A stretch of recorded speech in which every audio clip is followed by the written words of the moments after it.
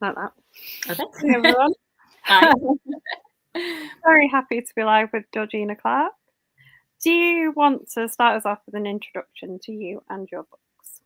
Okay, yeah, very happy to. Yeah, so hi, I'm Georgina. Nice to see any of you who are here this evening. So what about me? I am living in Worcester in the UK. I work in Birmingham, and I've been writing for about 6 or 7 years, I guess. And principally two sorts of books that I've written. I write the Lizzie Hardwick series, and this is the first one, Death and the Harlot. It's been republished by Verve just a few days ago, in fact, and the second one has also just been republished by Verve, Corpse Played Dead. And these are novels set in the mid 18th century London, and they centre around a main character called Lizzie Hardwick, who is a prostitute in a reasonably upmarket brothel in Soho. The third one's just coming out next month. I've also written a standalone novel set in 1920 called The Dazzle of the Light, which is about two women from completely different sides of the tracks. One quite well-to-do character called Harriet, and another called Ruby, who is a member of the 40 Thieves. They're sometimes known as the 40 Elephants. If you've been watching, I think it's called 1,000 Blows, the new Steve Knight program on Disney Channel, then you'll know about 1,000 Blows. And the 40 Thieves or 40 Elephants were a group of criminal women, shoplifters and thieves, and Ruby's a member of those. But as I said, I'm kind of mostly all about the 18th century ones at the moment, because they're just on the go again. So and I've just sent the fourth one off to my publisher. Exciting news. Yeah. Terrifying, actually. Yeah. So you on your are quite interesting, because I read that you were doing a PhD in history. Is that right? Or you did? I have done a long time ago. Yeah. So I wrote on Victorian spiritualism, which is also quite interesting, and the ideas of the afterlife that were spoken about by the spirits of the dead in seances, and ideas within spiritualism in the late 19th and early 20th century. So that was also quite fun. But that was a long time ago. That was 2008, I think I finished that. There is I write academic work under my other name, which is Byrne, and so there is a book if you want to read my academic stuff. There's stuff written, historical stuff written as Georgina Byrne, but that's, that has footnotes and things. Some interesting stories, but not novels, no.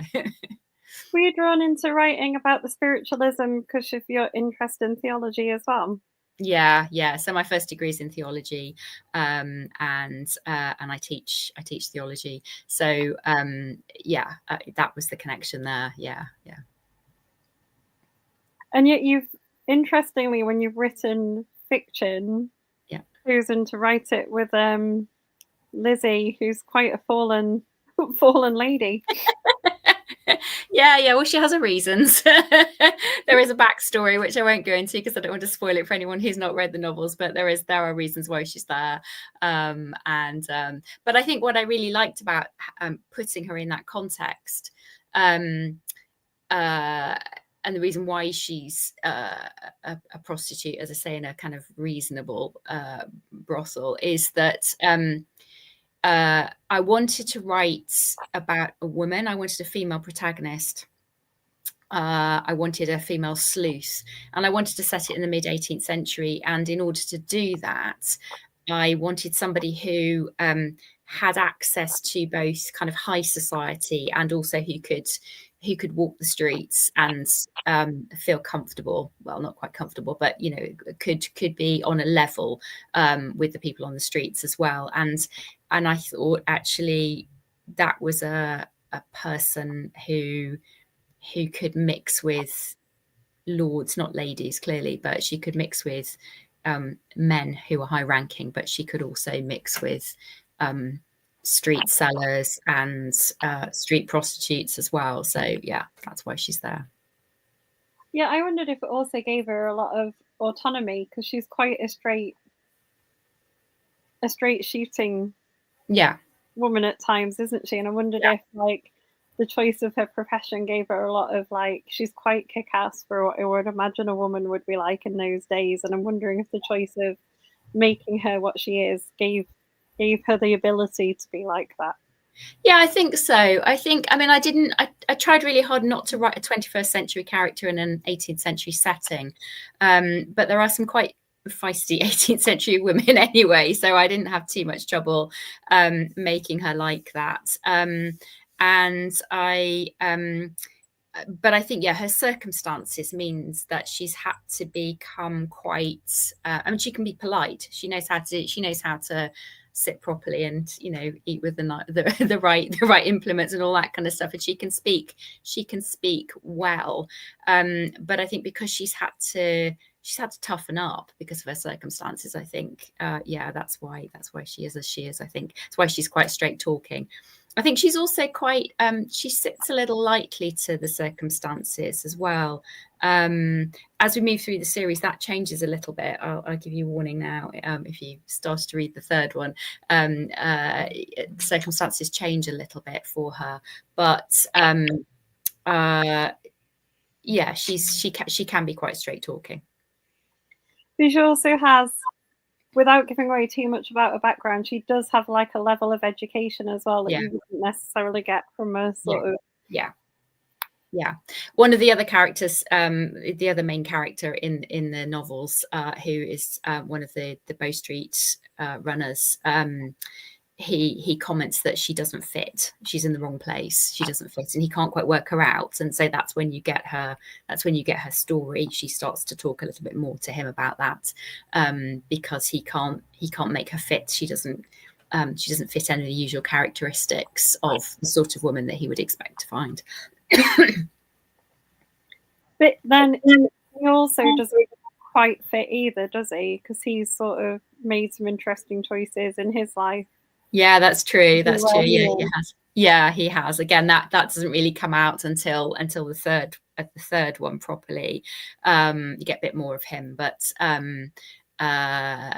he's also, he doesn't quite fit either, and I think that's kind of why they blend together. I mean, they rub each other up the wrong way a lot, but I think they're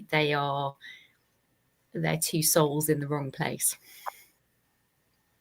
They do seem to be like, I'm just at the end of book 2. I'm at the end of book 2, and they do, by the end of book 2, they do seem to sort of have a friendship. Yeah, and that's really important to her, because of the nature of her profession. It's important to her that she has a friend who, and a male friend who isn't going to try to get her into bed, because she recognizes in him that she's got someone that she can talk to on a level. And I think that's really important to her, and someone that she can engage with, but actually, he can't be somebody that she also goes to bed with, because once that happens, then he's in a different sort of realm, really. Yeah. We've got a hello from Donna. Hello, Donna. You were recently at Donna's event, I believe. Oh, is that from Brighton? Yeah. Hi, Donna. Quite a long way to travel from the Midlands. It was a bit of an epic journey. Although, interestingly, all of the trains worked. I commute into Birmingham every day, and the trains are terrible. And but on this occasion, every single train I took was on time. I was doing some work in Guildford on Monday, so I did a kind of southeast tour over the weekend, so that it made sense. It made sense in the end. Brilliant. So were you talking about like historical crime? Yeah. Yeah, so I was on a panel doing historical crime fiction. Yeah. Great. Yeah, it's good. What, I mean, obviously that's fiction-wise what you've written, and we know that you've got a real interest in history. Were you always going to write historical crime fiction, or do you think you would ever step it up to like a modern? Have you got a modern police, or not even a modern police book, but like a modern crime novel in you? Do you think, or would you always be historical? I don't know. I mean, I've got a modern novel on the go, but it's not crime. I've got something slightly quirky on the go. I've just submitted the manuscript for book 4 to my publisher, so I need something that's completely different, because otherwise I'll just go back and fiddle, and that's not always great. I'm waiting for the editor to come back and tell me what I need to fiddle with, rather than just me tinkering. So I'm using the time to write something completely different. I'm also a member of a writing group, a local writing group here, and because of how and when we meet, it means that it's actually quite useful for me to have something on the go that I'm kind of not obsessing about. I'm just playing with. So it's not crime. It's quite fun. It's a comic novel. So I'm on the go with that. But historical crime, I think I like. I mean, I enjoy history. I enjoy the researching aspect of it, I think, and I do enjoy contemporary crime fiction, but I think my heart needs a bit of dressing up, really. I need hats. I need hats, and I need, corsets and things. So it's not quite corsets, but I think I need a bit of flounce for me. Yeah. It must be challenging when you're going back to write, though, even with the knowledge that you've got, because you're very knowledgeable about aspects, but not about the 18th century. I'm very knowledgeable about the 19th and the early 20th, but not in terms of my other life. I'm not knowledgeable about the 18th, so I can play there. I mean, that's the joy of it for me, is that I can play in the 18th century without having to worry about footnotes. It's brilliant. So but yeah, I mean, I have got quite a good general broad historical knowledge. Yeah.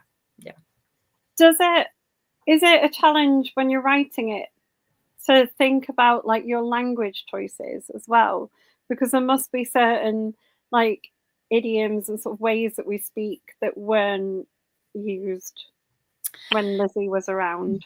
It's more, I mean, I'm writing for a 21st century audience. That's true. So if you read 18th century novels as a 21st century writer, I mean, it's like doing an English literature course. I mean, it's, they're almost impenetrable. And I mean, even something like 19th century, like, I don't know, Middlemarch or something like that, you're kind of, you really have to concentrate. It's not really a beach read.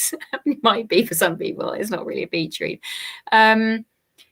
So I think there's something about scene setting, about establishing a world, that's important, and you can do that with kind of how you describe the setting, the people. There are certain things that people expect to find in historical fiction. If you read sort of Georgette Hale or something like that, you'll expect to find references to boots and breeches and hackney carriages and that kind of thing. So you can put that in. In terms of the language, I mean, I think it's more. I mean, I wouldn't say, nobody ever says hello, because people don't say hello. And then there's things like metaphors that you use.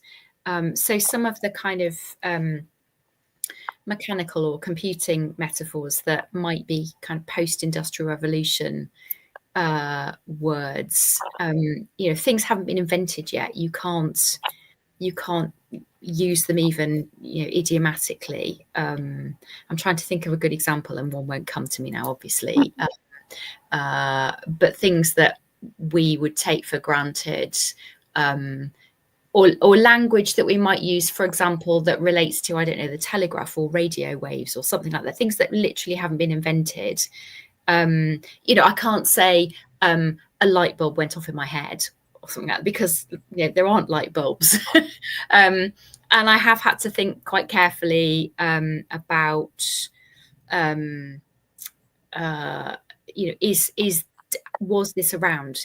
Was this event invented? So, for example, in the Corpse Play Dead, which is the one that's set in Drury Lane Theatre, I did a lot of research into theatre, historical research into theatre, and theatre lighting, how they lit things. So lights don't go down. They don't dim the lights ever, because they can't. They're either, the candles are either on or they're not.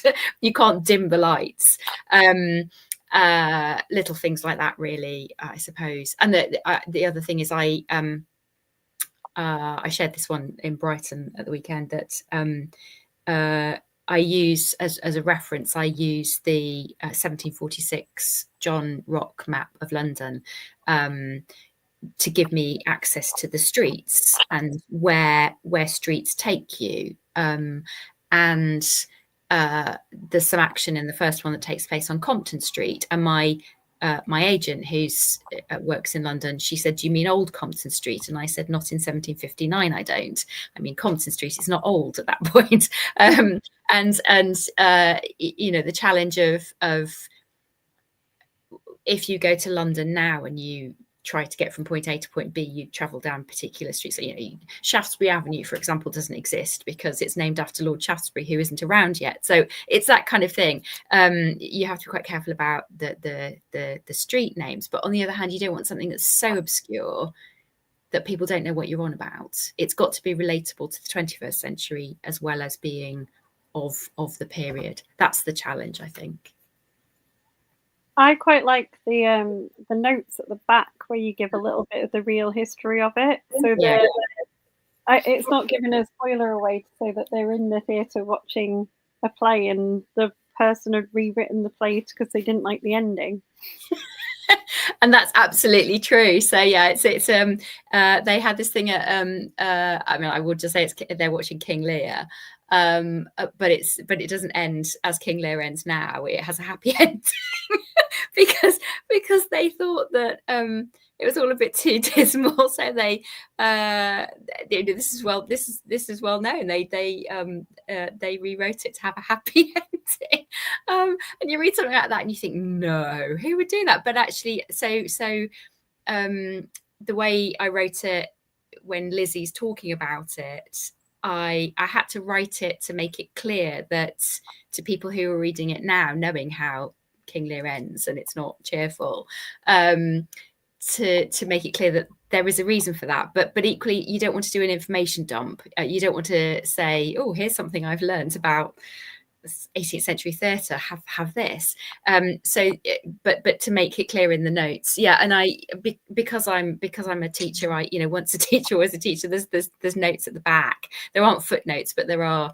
There's a reading list and some end notes as well, just to make it clear that partly to make it clear that I know what I'm doing. If I have done something like that I know what I'm talking about. But and I sometimes make deliberate choices. So, for example, the Bow Street Runners are not called the Runners in 1759. That comes later, but it's a word that people are familiar with, and it also rings true for that period, even if it's not explicitly correct. So I want people to know that I know that, so that I don't get people saying, they weren't known as the Runners until the 1780s. I don't want that. So I want to go, I know, but let's have it as this, because it's it's a good word, it's a good phrase, and it's I like the concept of an after piece as well at the theatre. So you've seen the main play and then there's like an after play. Yeah. So if you got there a bit late, you could pay and see the second bit, and if you watch something that's really quite harrowing, you've got some little frippery at the end, a bit of comedy, and also during the intervals in the theatre, they would they'd have entertainment, and people would get their picnic baskets out, and people would, have their meal in the theatre, and they would throw things, and the audiences behaved very badly. I think there's an instance of the audience burning down the theatre, or they would harangue the actors and stuff. It was quite interactive. I think they didn't sit po-faced, and it was all a bit more engaging than that. It sounds quite terrifying being an actor. Yeah. Well, again, I mean, it was a very dodgy profession. Actors were, certainly the women, they were one step up from prostitutes, and often they got the better parts by sleeping with the right people. And the men, because especially sort of the traveling players as well. I mean, they were sort of traveling from place to place. They weren't respectable. Yeah. So I think they probably gave as good as they got. And yet, there's some very fine plays from that period, and certainly earlier as well, obviously. Some very fine plays and some very fine, notable actors like David Garrick and Susanna Sibber, who's mentioned in the book as well. So there are some real people mentioned in the book. And that was great fun as well. Researching David Garrick was great fun. He was quite a character off the stage as much as on it. Yeah, he sounds it. The way you've written him in the book, he's quite a character, isn't he? Yeah, well, I kind of toned him down almost from the reality. He was always getting into fights with people in the press. He would write in the letter pages of the newspapers. There would be great spats until the editor of the newspaper would draw a halt to it. There's one of the things I like about the book so much. I mean, because we said before we went live that I'm like a really big fan of the books, huge. So excited that I got to talk to you. There is like all this kind of side characters. So I love all the characters who live in the boarding house. And then the fact that they have like the really kind of posh sort of almost footman at the door to it. And he's like the same. I think he's come back, isn't he, in the second book? Like, and they have reasons for why he's like that in the first one, don't they? Like why they've got quite a posh footman. They sort of I just love all of those kind of characters as well. Yeah. I love the side characters, and in fact a number of people commented after the second one that they really missed the characters in the boarding house, and what's happened to so and so. I want more of Polly, and I want more of Lucy. And so the third one, there's a lot more of them, so and a lot more of their stories. They and I think every I mean, the temptation is that they aren't important. That you've got Lizzie and William Davenport, who are the main characters, and then you've got the characters who are suspects or witnesses. But there are people in their lives that are quite significant as well. So there's the housekeeper at John Fielding, who's the magistrate at Bow Street. There's a housekeeper that we discover. I think she only arrives in the second one, but there's got to be somebody. I think Lizzie says there's got to be some woman somewhere doing the cooking. How do these people eat? There's got to be someone, and there is, and she's there, and she's there again in the third one. She actually has a little role in the third one, and then there's the characters in the boarding house as well, and they have their own stories. And I think just making those a bit more three-dimensional is great fun, and giving them a bit more of a voice, so that they've got a personality, so that when Emily's in the room, that there's a dynamic between her and Lucy, and you kind of waiting for something to happen before it happens. And that's, I like that. And I like writing them. I like writing the if you like the kind of home team. I like writing them. I like the character of Clara. third one. I like the character of Mara as well, because she's like, I don't know, you could almost proclaim her a bit of a villain at times, can't you? You know, especially in the first one, because there's Yeah. sort of Yeah. I not remember. I know always we talked doing the about. right things. Yeah. Yeah. So she's the I suppose we call her the madam. She's the bored Mrs. Farley, or she's known as Ma, because a lot of the women who owned or kept brothels were Ma or mother to the girls, and they were often Mrs. because it gave them some kind of respectability. And yeah, I suppose I'm kind of thinking on ahead, as I say. I've just three's coming out and fours I've just written. So she has her own. I'll just say she has her own story. You can tell that there's a hint of something in the first one, and it starts to come out a bit more in the third and then the fourth one as well.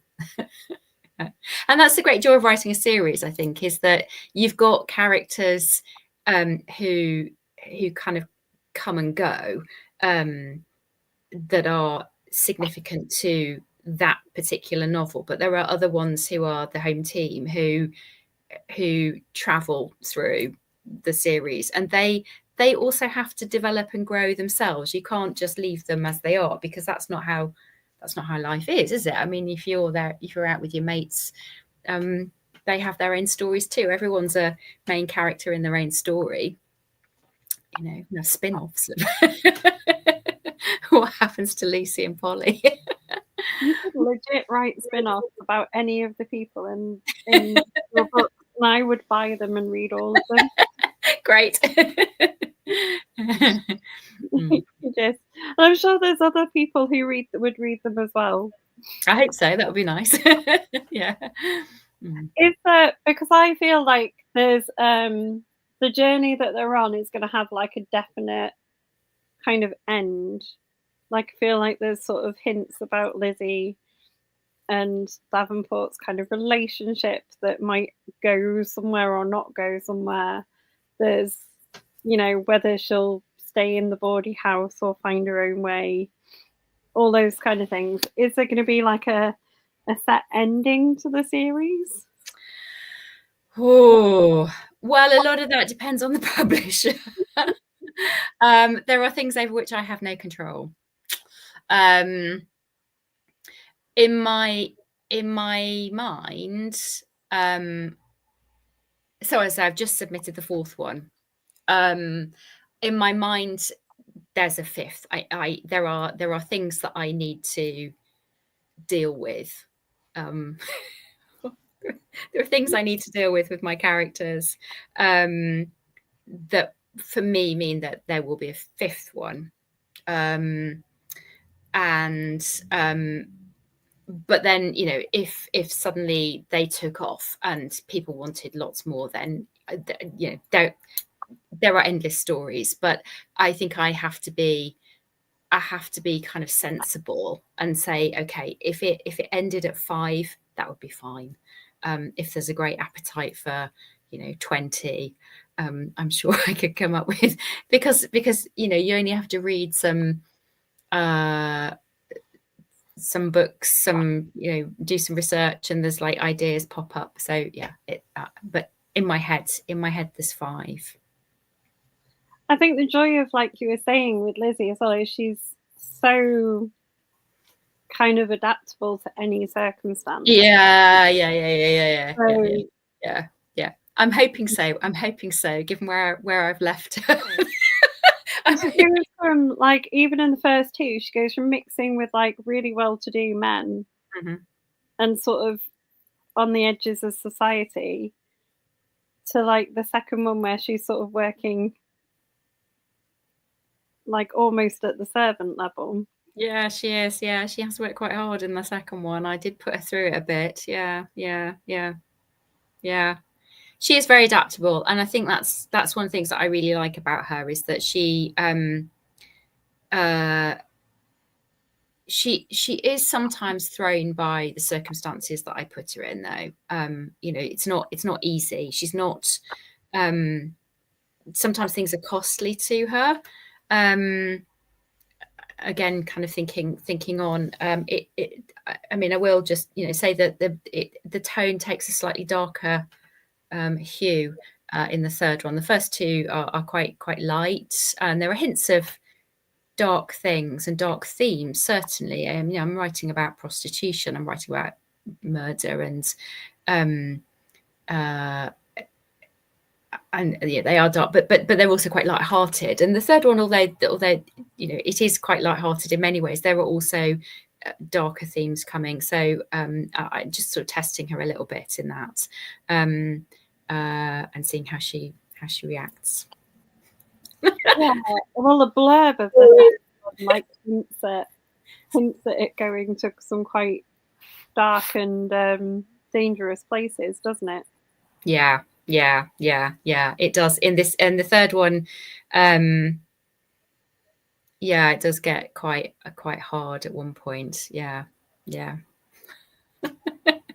It's sort of been under. I mean, that she kind of gets drawn into the situation that she's in now, helping them out by almost being accused of a crime, doesn't she? You know, in the first one. Yeah, she tries to like save herself by helping.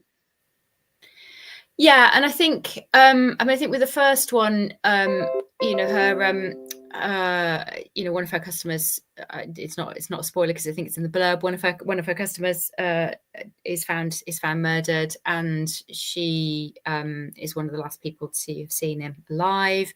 And there's a sense that she needs to make sure that she's not accused of murder. Sorry, this thing's pinging at me again. That make sure that she's not accused of murder, because obviously that's quite dangerous. And given the way that the legal system works, it's really quite dangerous to be accused of murder, because you might end up hanging for it. There's not a great opportunity to prove your innocence once you get to court. So I think yeah, she's got to find out, but she's given enough leeway to do that, because there isn't enough evidence to accuse her formally. So yeah. There's you've been on are you is there I know you were talking about spiritualism much later on. Yeah. You haven't really touched on that much in these stories. Would there ever be any hint of? No, not. It's too early. So I can get quite nerdy about this, but spiritualism arrived as we know it. You know, the seances arrived in England in the 1850s, started in America, and arrived in England in the 1850s, and had a real flourishing in the 1860s and 70s, then sort of dwindled a bit for a number of reasons, largely because a lot of people were accused of fraud or were unmasked as frauds. And then it had a real flowering again at the time of the First World War for fairly obvious reasons, I guess. You know, lots of people who had lost husbands, sons, fathers, wanting to contact the departed, so went to mediums and got in touch with the dead. So it had a kind of flowering again in the 1920s, but no, 1759 is way too early. I could do ghosts. I could put ghosts in. Yeah, that's where I was going, I think. I thought it might be too early for the seances and things. Yeah, it is too early. Whether you know, like, I don't know how far the church would go in that kind of belief in kind of ghosts and things like that as well. Like, would there be any in the Victorian period or in the 18th century? In like Lizzie's time. Oh, well, I think, I mean, it was a different sort of world, really. I mean, in terms of the church, sorry, the thing's driving me bonkers. I'm not touching it, but it's driving me mad. In the can you hear it pinging? Yeah, there's nothing I can do about it. I'm really sorry. It just keeps popping up to tell me that I've got viruses on the computer. yeah, in the 18th century, clergy they were often really well read, and they were very educated. They were often into study of all sorts. So a lot of early scientists are also clergy.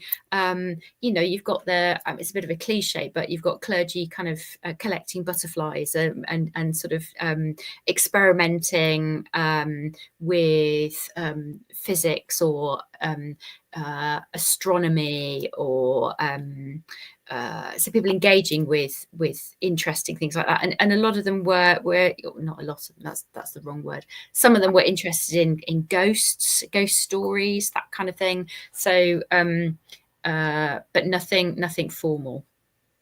No, and certainly by that point, as I say, nobody would have considered contacting the dead, I don't think, at that point. So where are you? Can you give us any hints about book 4? Book 4. Oh. Book 4. Well, gosh, yeah, it all starts falling apart really for Lizzie. Yeah, there's some really terrible stuff. I put the poor woman through. So what's it about? Okay, there is a blurb for it. Now that has been written, and it's there are a number of streetwalkers, so the poorest prostitutes, who are being murdered. And initially nobody's really bothered. And they've not just been strangled, they've been branded, and so quite horribly killed. And Lizzie starts to become concerned. She's bumped into her brother.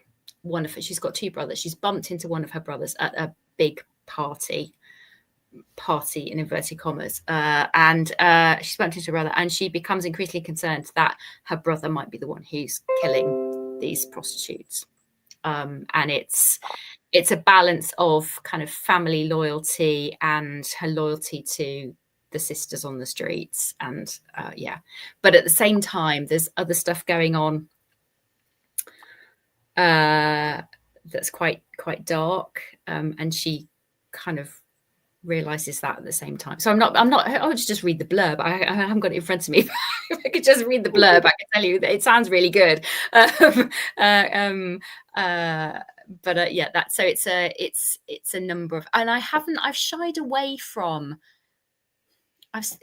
deliberately shied away from violence against women.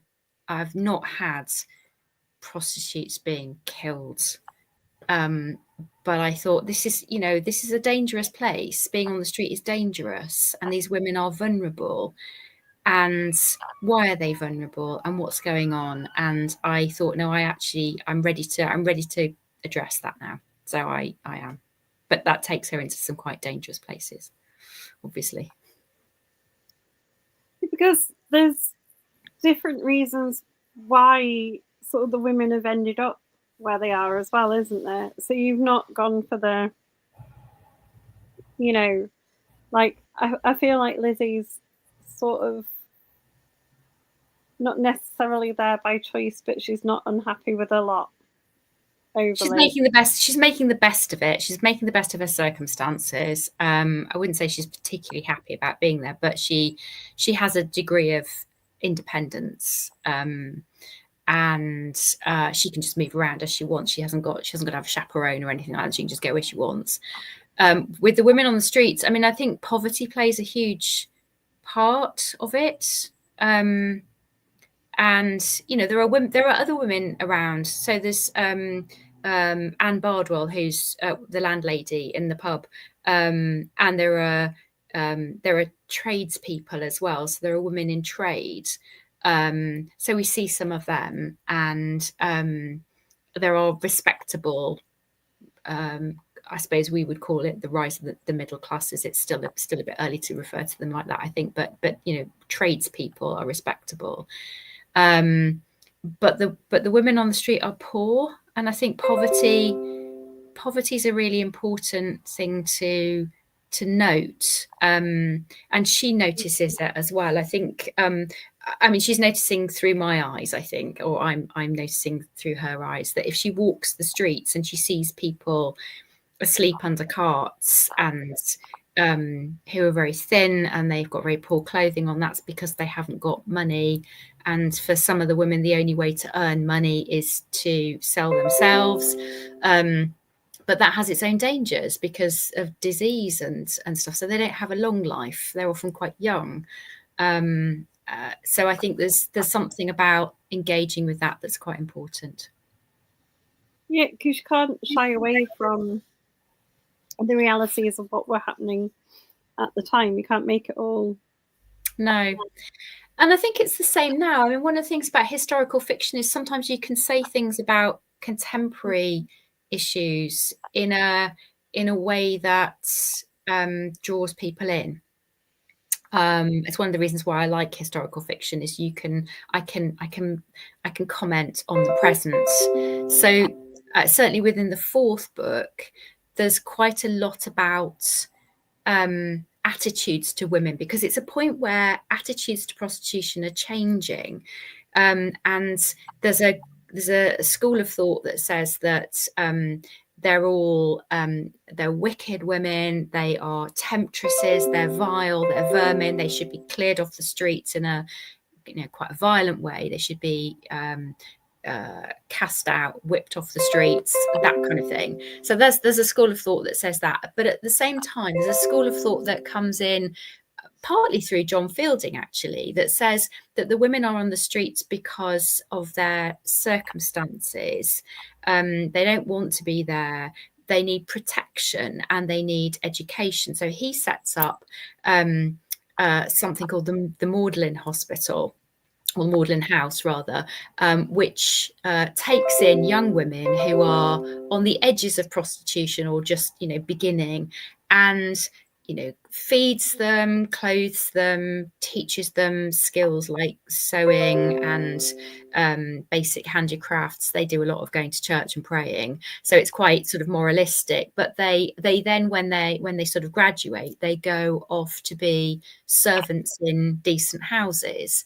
So he recognises that that the women are victims more than evil temptresses, but it's at this period that there's attitudes are changing towards women who are in prostitution. And of course, Lizzie's slightly different because she's much more independent. She's aware that she's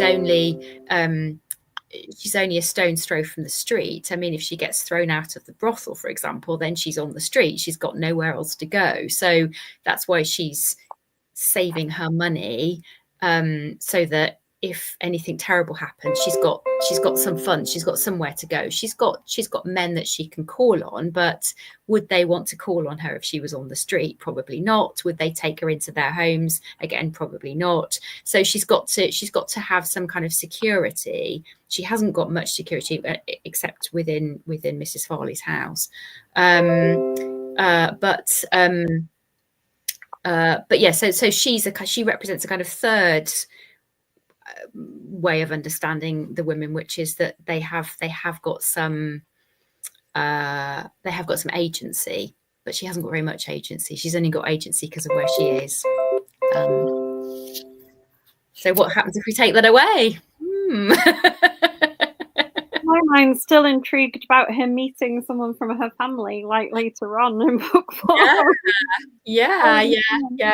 We're a long way ahead, though. As I say, I've just sent off the first draft, so and undoubtedly there's going to be quite a lot of rewriting going on. But but certainly her brother, he's quite an interesting character to write. That was quite an interesting. The moment of their meeting is, I think, one of the favourite things I've ever written.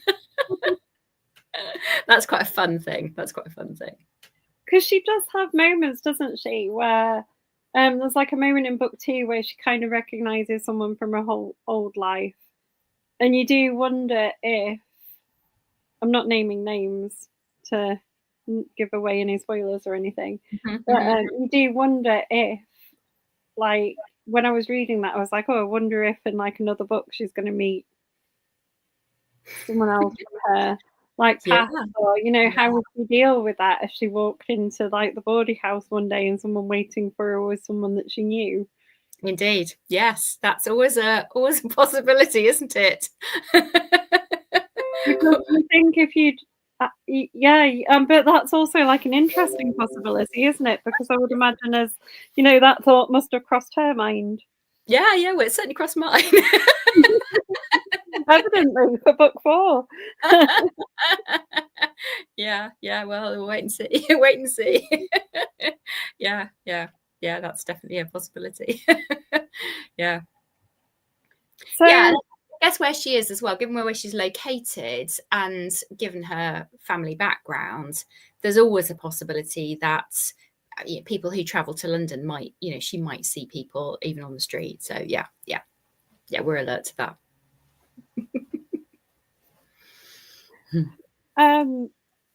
going off your books for a while, tell me what you've read recently and really enjoyed. I have read recently, what have I liked? In terms of crime, I think I really enjoyed Natalie Marlowe's novel, Needless Alley. I don't know if you come across that. So this is she's a Birmingham writer, and she sets her novels. She's got a kind of quite hard-boiled private detective, and she sets them in 1930s Birmingham. So Birmingham noir, Midlands noir. So there's lots of canals and general grime around Birmingham. So yeah, I would recommend Needless Alley. That was really good. Really enjoyed that one. Yeah. You can give us a non-crime recommendation as well if you want. If you don't just read crime. I don't just read crime. I'm just gonna open my phone and have a look at my what I've read recently on my Kindle, just to see. Hang on. Somewhere it'll be here. My Kindle library. Oh, I mean, I read again. This was when I was on holiday. I read Song of Achilles,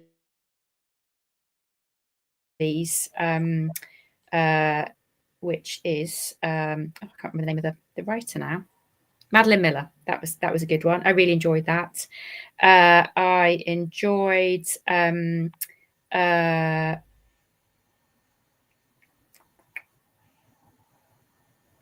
I enjoyed Jane Harper's novels. Have you come across Jane Harper? She's an Australian writer. That is back to crime again. She wrote The Dry, and I read another one of hers recently called The Exiles, which was the third one in. She's got a trilogy, and it was the third one in the trilogy. That was really good. I enjoyed that. But yeah, we will. I think we might have had an interview with Jane Harper in the group. Oh right! Oh wow!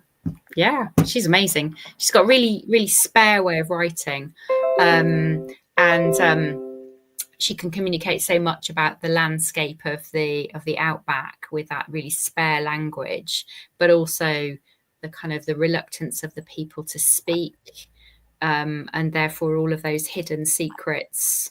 They're all very locked up, especially the male characters. They're all very taciturn, and they don't give away much about their emotions because they live in this wild, spare landscape, and so that means all those secrets can be kind of bedded down and hidden away, which is great. I love that. Yeah. The other one the other one I always recommend, which I really loved, which isn't crime, is Claire Chambers' Small Pleasures. It's historical, but it's not crime. It's set in 1950s, I think. 1950s suburbia, which makes it sound quite dull, but it's anything but. It's a beautiful book. Really, really good. Yeah. Do you have like a favourite historical crime writer that's not yourself? CJ Sansom. And Antonia Hodgson. I like Antonia because she writes 18th century. She wrote the Thomas Hawkins Devil in the Marshalsea was the first one. There's four in that series. So I really like that. She's got that sort of quirky, wry take on things as well. Tom Hawkins is a great character. I think he and Lizzie would get on really well, possibly too well. But I really admire CJ Sansom. I was talking about his novels to somebody only today and sending them a link because they hadn't read any, sending them a link to Dissolution, and just remembering how awesome those books are. Awesome. So sad that he's died. So sad on so many levels. I mean, obviously, as a person, it's really sad, but it's also sad for those of us who enjoy his novels. Interesting. I love historical crime fiction, so it's always good to get some other recommendations. Oh, have you read CJ Sansom's books? I have not. No. Tudor books. So he writes. His main character is Matthew Shardlake, who is a lawyer under the time of Henry VIII. And it spans from, I think it's 1537 through to the early years of Edward VI's reign. Really good. So the last years of Henry VIII, where it becomes really dangerous, and he's a lawyer trying to thread his way through the politics, and he keeps getting drawn into high politics, which he doesn't want. He wants to stay he wants to stay alive. He wants to have a quiet life.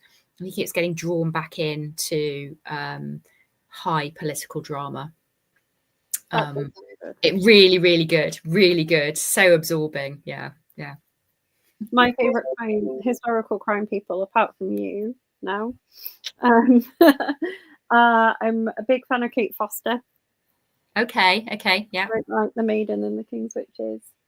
And I really like T.G. Campbell's Bow Street Society. Oh, okay, yeah. So I was on the panel with her at Brighton, which was great fun. Yeah, no, she was good. Yeah, her books are fab. So again, I feel like Lizzie would get on well with them. Yeah, no, she'd have a ball, and she'd have a lot more freedom as well. She wouldn't have to worry quite so much. She'd even get, she'd get paid for her brains rather than anything else. Which is that's where I was going with her earlier, because she's got that little bit of education. I think there's like a moment where she reads a note in French and things, and that obviously is like a help for her solving the crimes, because she is really smart. We have a bit of Latin in number 3. And a bit of Greek actually as well. So she is very educated. Yeah, it comes in handy. Yeah. yeah. And what's interesting in the third one is that the Latin and the Greek is kind of almost unconscious. She suddenly slips into almost like her past life, and that then brings up for her kind of memories of home as well. So it's complicated, but it's a reminder to the reader as well that she has got this background. Yeah. When you're coming up with the stories for them, do you come up with crime sort of first, or do you know where the characters are going and fit the things around it?